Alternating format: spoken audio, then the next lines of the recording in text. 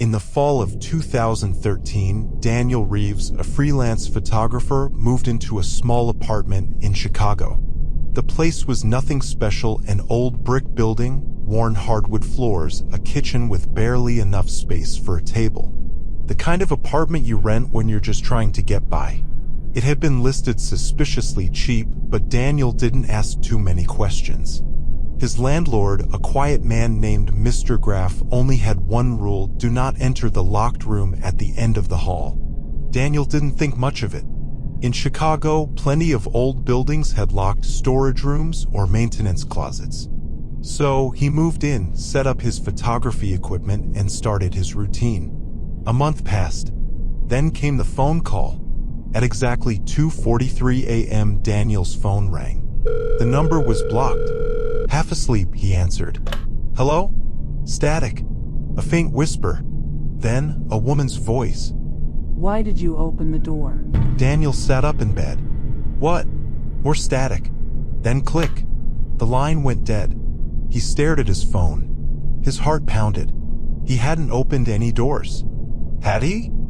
The next morning, Daniel couldn't shake the call from his head. He checked his phone, no record of the call.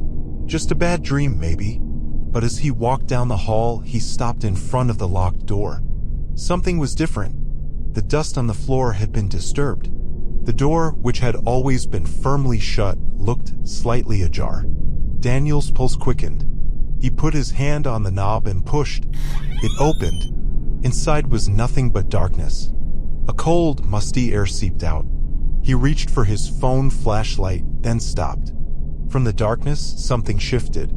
A faint rustling, like fabric brushing against the walls. Then, a whisper.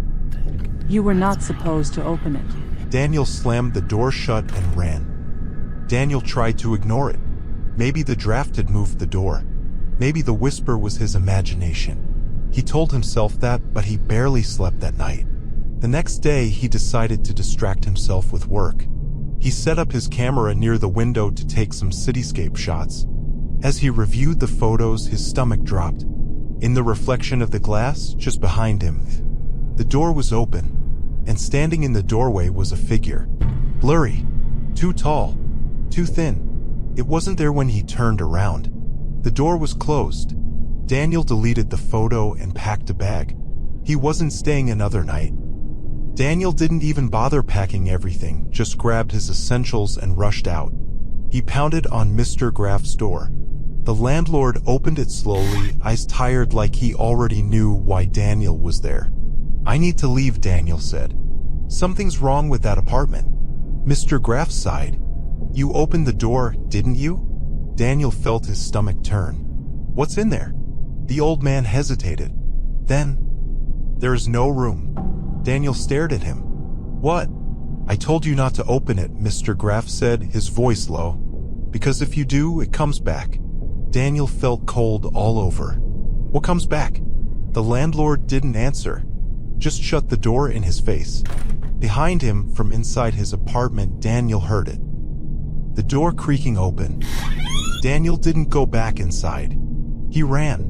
Got in his car, drove to a friend's place, and crashed on their couch. The next morning, he went back just to grab the rest of his stuff. But when he reached his apartment, something was wrong. The hallway felt shorter. The door at the end? Gone. He stood there, heart racing. It had been there. He knew it had. Mr. Graff appeared behind him. "You should leave now." Daniel turned to him, feeling lightheaded. "Where's the room?" "There was never a room," the landlord said. "You lived in a one-bedroom apartment." Daniel wanted to argue, but when he looked at the floor, there was no dust, no marks, no sign a door had ever been there. Daniel left that day.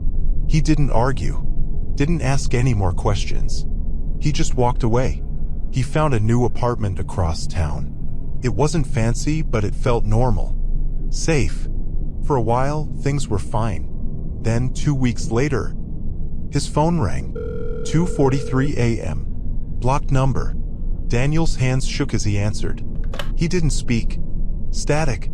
Then that same whispering voice. "You let it out." A faint creaking noise came through the speaker. A door opening. Daniel turned his head slowly.